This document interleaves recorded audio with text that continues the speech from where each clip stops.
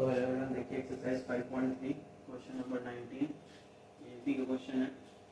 यहाँ पे क्या दिया है क्वेश्चन में 200 logs are stack in the following manner, मतलब 200 लकड़ी के जो है ना, लकड़ी के गट्ठे हैं, मतलब लकड़ी है 200 लॉग्स, तो उसको हम लोग को स्टैक करना है, मतलब कि एक जगह रखना है।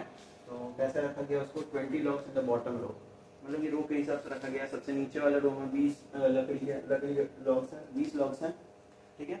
और उसके ऊपर वाले रो में 19 देख सकते हैं, 19 इन द नेक्स्ट रो, फिर 18 in the next row next to it, मतलब कि सबसे नीचे वाले में कितने हैं, 20 लॉग्स ऐसे रखे हुए नीचे, उसके ऊपर 19, उसके ऊपर 18, उसके ऊपर 17, ऐसे सो ऑन, ठीक है। और टोटल कितने लॉग्स हैं, 200।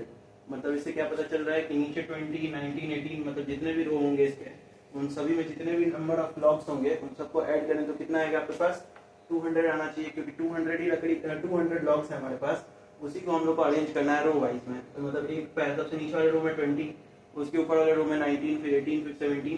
तो आप लोग को कितना, तो क्वेश्चन में पूछ रहा है how many rows are the 200 logs placed and how many logs are in the top row, मतलब कि कितने रोज लगेंगे 200 लॉग्स को रखने के लिए, कितने रोज ऐसे बनाने पड़ेंगे 200, जैसे नीचे वाले में 20, उसके ऊपर 19, 18, ऐसे करके कितने रोज बनेंगे जिसमें 200 लॉग्स पूरी तरह से रखा जाए।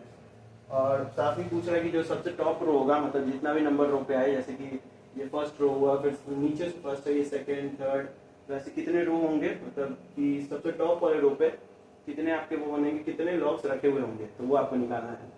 सबसे पहले यहाँ पे क्वेश्चन के हिसाब से आपको ये भी पता चल रहा होगा, क्वेश्चन में जो लॉग्स का नंबर दिया हुआ है कि हर रो में कितने लॉग्स रखे हैं, वो क्या फॉर्म कर रहा है, एपी फॉर्म कर रहा है। देखिए 20 logs in the bottom row, फिर 19, देन 18 एंड सो ऑन, ठीक है। तो देखिए यहाँ पे यहाँ एपी क्या बन रहा है, 20, 19, 18 डॉट डॉट डॉट आगे तक जा रहा है। तो यहाँ पे और साथ ही आपको यहाँ से क्या मिल रहा है, देखिए अब यहाँ पे क्या क्या हमारे पास, a इक्वल टू 20 है, d इक्वल टू क्या है 19 माइनस 20 यानी कि -1, फिर साथ ही n आपको निकालना होगा पहले तो, और Sn आपके पास 200, मतलब कि टोटल लकड़ी के लॉग्स कितने आपके पास 200 है। तो Sn 200 हो गया, इसकी मदद से आपको क्या निकालना होगा, n निकालना होगा।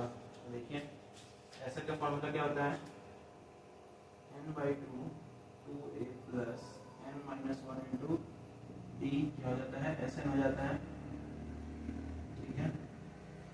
और इस हिसाब से यहाँ पे क्या होगा, n/2 a का वैल्यू आपको पता है क्या है 20 प्लस n-1 d का वैल्यू है -1, ठीक है। d का वैल्यू कितना है, -1 है, और बराबर Sn का वैल्यू है 200।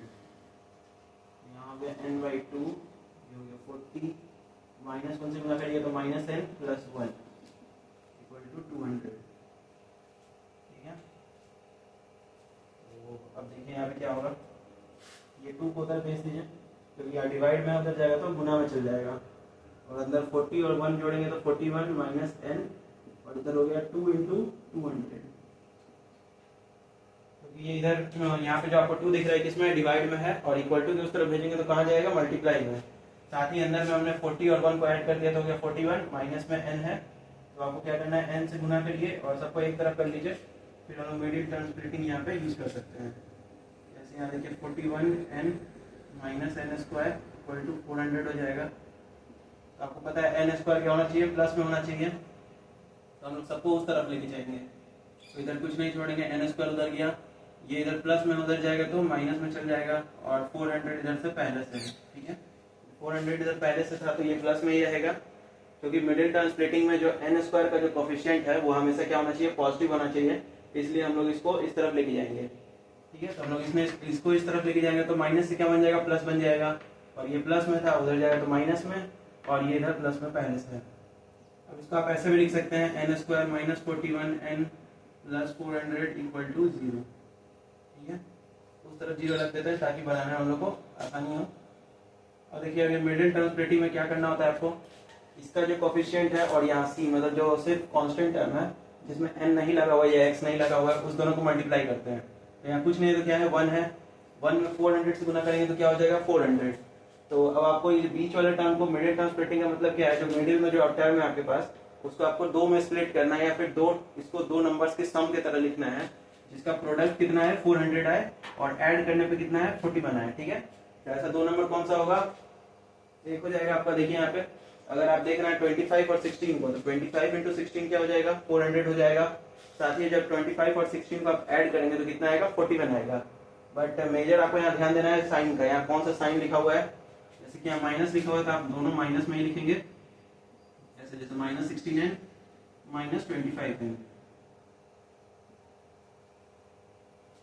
या अगर यहाँ पे अगर आप प्लस लिख देंगे तो फिर गलत हो जाएगा, क्योंकि प्लस में अगर आप दोनों को ऐड करेंगे तो यहाँ पे क्या होना चाहिए +41 होना चाहिए, बट यहाँ क्या है -41 आपको लाना है, तो दोनों का साइन सेम रहना चाहिए यहाँ पे। ठीक है, ध्यान दीजिए यहाँ से कॉमन लेंगे तो यहाँ n ही कॉमन है सिर्फ, तो n-16 हो जाएगा, क्योंकि n यहाँ पे दो बार है, उसमें से एक बाहर ले लिया आपने, तो जब इससे आपको इसमें डिवाइड करिएगा तो एक n कट जाएगा, बचेगा कितना 1। यहाँ पे एक ही n था तो दोनों एक दूसरे को काट लेगा तो बचेगा कितना 16। फिर यहाँ पे n सिर्फ इसमें है तो n कॉमन नहीं ले सकते हैं, बट 400 जो है वो 25 के टेबल में आता है, मतलब 16 बार अगर 25 16 जो आपको भी यहाँ पे देखा आपने 25 में 16 से गुना करते हैं तो कितना आता है 400, तो यहाँ पे तो n ही बचेगा। यहाँ माइनस आपने कॉमन लिया तो प्लस और माइनस क्या हो जाता है माइनस हो जाएगा। फिर यहाँ पे अब देखिए यहाँ पे n-16 ये दोनों जो एक साथ हैं इसको आप यहाँ लिख लीजिए, और यहाँ क्या बच जाएगा n-25 = 0। अब दोनों को अलग अलग जीरो के बराबर कर दीजिए, यानी कि n-16 बराबर 0 और n-25 बराबर 0। एक n बराबर कितना आ गया 16, ये n बराबर कितना आ गया 16 आ गया, और एक n बराबर कितना आ जाएगा 25 आ जाएगा। आपका n का दो वैल्यू आ रहा है, मतलब कि ये n का वैल्यू क्या बता रहा है कि यहाँ पे कितने सारे रोज हैं, कितने रो लगेंगे आपको लॉग्स को 200 लॉग्स को प्लेस करने के लिए। तो n का वैल्यू अब 2 आ रहा है, 16 भी आ रहा है, 25 भी आ रहा है। और साथ ही आपको इसको कैसे चेक करेंगे, आप यहाँ पे an यूज करेंगे, जिससे आपको मतलब अगर 16 लॉग्स हैं तो 16th लॉग में कितने 16th जो रो होगा, ये रो का बात कर रहा है यहाँ पे कि n मतलब कितने रो है, ये क्या है, इस आंसर के हिसाब से 200 लॉग जो है वो 16 रो में अट जाएंगे, मतलब 16 रो लगेंगे उनको स्टैक करने में, और इसके इस आंसर के हिसाब से 25 रोज लगेंगे। तो यहाँ पे आपको देखिए an का फॉर्मूला क्या होता है a + n-1 इंटू b।